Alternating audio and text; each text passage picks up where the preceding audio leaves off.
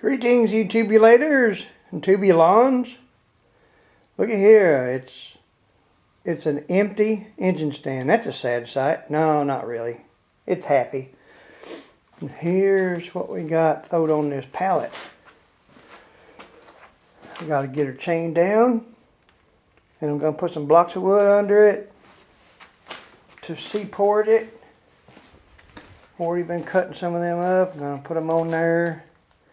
And I've got a box to put over it, and then going to build a top doghouse looking thing on it. Use that for a frame. So it'll look like a crate.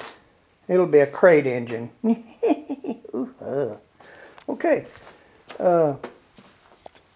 Doug's electronic repair bench, Derb, was working on a drill. And I've got one, I think, just like it, except it's not here. It's at the shop at Morganton, B branch. But just in case, I tore this skill saw up. It's an actual skill saw. It's an all metal. And it worked, but I didn't want it. And it's got this kind of brushes, Dougie Poo. I don't know if you can use them or not. I would probably doubt it. Then, I had this really nice Mastercraft 1957 jigsaw, and I took it all apart, and it's got a brush assembly not like yours, but it works good. It's pretty decent shape, but it's probably dead now. Worked all day yesterday, so I haven't got the feet or the breath to fool with too much of this stuff. While I was looking in the closet, I found my old Cobra Jet stuff. Back in the day, I had a really nice 69 Cobra Jet Torino. It had the drag pack in it, and it was 428 and all that other stuff. And I sold it to get married the first time, silly enough, and used the money to get married on and moved back up north.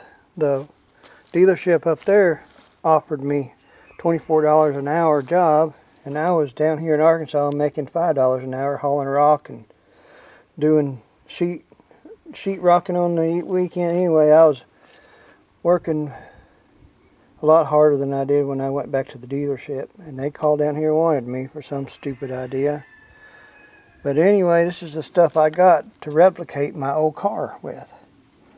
And the 428 I've got was going to go in another fastback Torino. And then the same young lady, this is for a, let's see what it is, D7 ZB 77 Cobra 2. Them little Mustang 2s. This is a Cobra 2 grill emblem. This is another one that's broke. That one's still good. But anyway, I was gathering up all these snakes and stuff to make me the car I used to have, which there's only one of anything. And while I had all this stuff gathered up, the same woman I got rid of the Torino to, she was done with me, or I was done with her, or whatever. We split the blanket, and off there I sold all my cars and stuff to pay for that mess. So it was kind of a full circle thing. And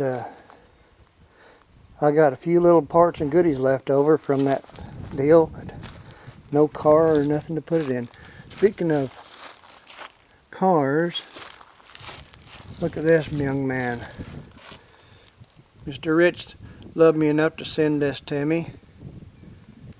It's a beautiful Mustang Connection shirt. Look at that spider out there. Get out there. Now he's on me. Dad blast you. Get away from me. Anyway, thank you so much, Rich. You're a dandy. Anybody that wants to learn see hot rods is Mustang Connection. That's his main site, and then he's got another one for street rod, other stuff. Just check him out. I can't remember. When you got your head been cracked open, you some of that leaks out. I call it my SpaghettiOs. My SpaghettiOs was leaking. And let me see if I can set y'all down. I never put you down, but I'll set y'all down here. Back when I was crazy enough to like 63 Fairlanes, sport coupes, I was always going to build my old sport coupe.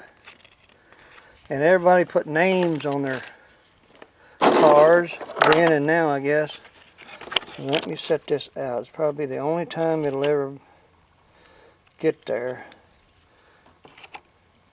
But I was so taken over by watching a movie called Lord Jim, and it's a great movie if you can see it. But I was going to put this on the back glass of my little Fairlane. This is that old prismatic stuff that you used to get. I guess you can still get it. I don't know. But that was going to be the name of my old Fairlane. I was going to build a Thunderbolt. And I had the hood and some of the suspension and stuff setting back. And that also left in the divorce. So, you know, I got all this junk and nowhere to put it. Anyway, Dougie Pooh, I have to go to the shop and get you that drill. If you can wait till tomorrow, that'd be great, because I'm going to go up there tomorrow. I'll go up there now if you really need it. But you can holler back at me or email me or whatever at cutworm1959@yahoo.com. So I think that's about it for today. And let me do this. It's a wonderful day here in Arkansas. Now see, Mr. Peak's got something that does this on its own. Hold that up there, Snake. I'll just hold it.